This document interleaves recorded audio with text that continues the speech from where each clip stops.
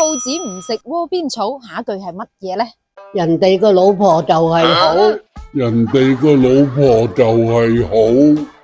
兔子不吃窩邊草，那是因為草不好。兔子唔食窩邊草，天涯何處無芳草。又幾順口啊！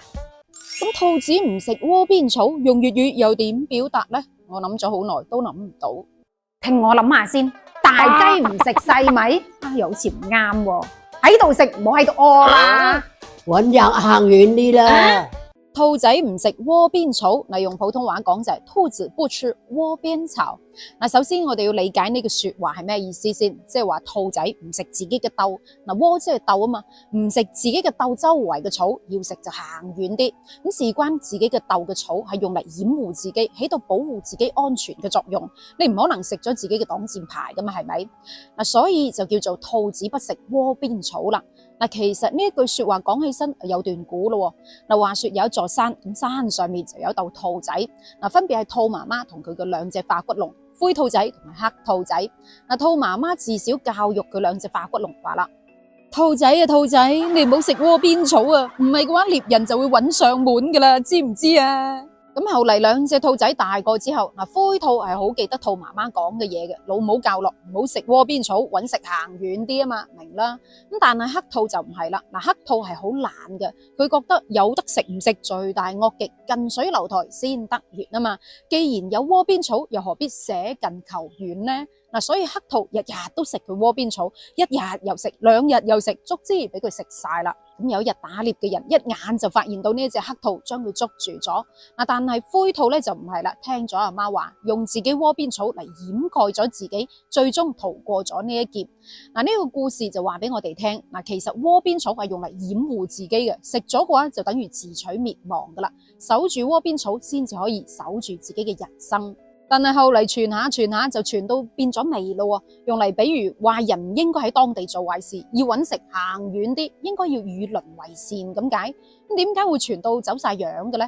嗱，其實係嚟自一個古仔。咁話說清代有一位做生意好叻嘅商人，叫做胡雪岩。嗱，胡雪岩有個朋友，咁我哋叫佢做老王啦吓。嗱，唔單止同胡雪岩生意上面有來往嘅，咁兩個平時都係好老友嘅。嗱，呢個朋友有一日嚟揾胡雪岩，話自己生意上面周轉唔嚟，話自己好唔掂啊，叉落周身債，要著草避下風頭咁話。嗱，著草係路途好遙遠，好奔波噶嘛，所以係唔方便帶自己夫人去。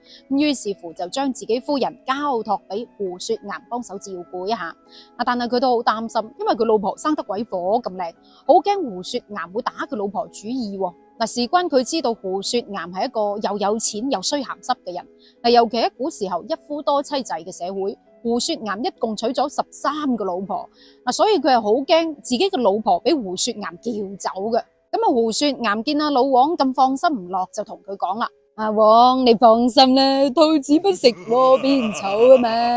咁啊，老王聽到之後，唯有安心咁上路去避債啦。嗱，一走就走咗大半年喎。咁等阿老王翻到嚟之後，竟然發現自己嘅妻子做咗胡雪岩嘅妾侍。嗱，於是乎佢好嬲咁去質問胡雪岩啦：你又話兔子不食窩邊草，咁點知胡雪岩回咗佢一句：哦，肥水不流外人田啊，係窩邊有草，何必滿山跑？意思即係話，如果自己周圍有草藥嘅話，就唔使到處去揾藥啦。咁呢句說話就將阿老王激到噴血咁滯，自此以後都冇同阿胡雪岩來往啦。嗱，所以完整一句係：兔子不食窩邊草，要是窩邊有草，何必滿山跑？嗱，其實上半句係好正面嘅，好有道理嘅，但下半句嘅話就係揭露人性醜惡嘅一面，毫無道義可言。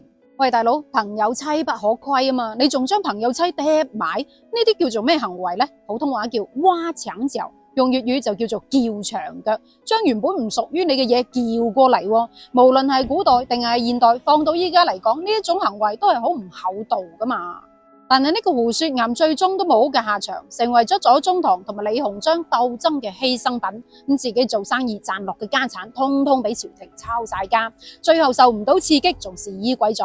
嗱，喺佢死之前呢，仲立下咗3條家規，分別係唔可以經商，第二個就係唔可以同官府勾結，第三個就係唔可以同你嘅通婚。所以後嚟兔子不食窩邊草呢句說話講下講下就變咗味啦，用嚟特指男女關係嗰方面唔對身邊人落手，唔去追求自己嘅同學、同事或者係朋友，要揾食或者係要做壞事嘅話，你都要行遠啲咁解。所以胡雪岩呢個兔子不食窩邊草嘅古仔就話俾我哋聽啦。害人之心係唔可以有，但係防人之心就不可無啊！就算係再好嘅朋友，我哋都要留翻啲心眼，留一啲防備嘅心理，守住你嘅窩邊草，先至可以守住你嘅人生噶嘛。你又點睇呢？唔知大家有冇發覺一個好奇怪嘅現象？近嘅嘢係冇咁馨香嘅，行到冇雷公嘅嘢先至覺得零舍矜貴喎。譬如有一啲人去拜神，近嘅廟佢係唔去嘅，佢要行到冇雷公咁遠先係覺得佢靈強。尤其係去旅遊嗰啲，自己屋企附近嗰啲景點佢係唔去嘅，要行到冇雷公咁遠佢先係覺得好玩嘅喎。唔通呢啲就叫做家草不如野草香？咁古仔你就聽完啦。今期嘅問題係，你又覺得兔子不食窩邊草下一句係乜嘢呢？你又點睇兔子不食窩邊草呢一個古仔呢？留言話我知，我哋下一期再見，拜拜。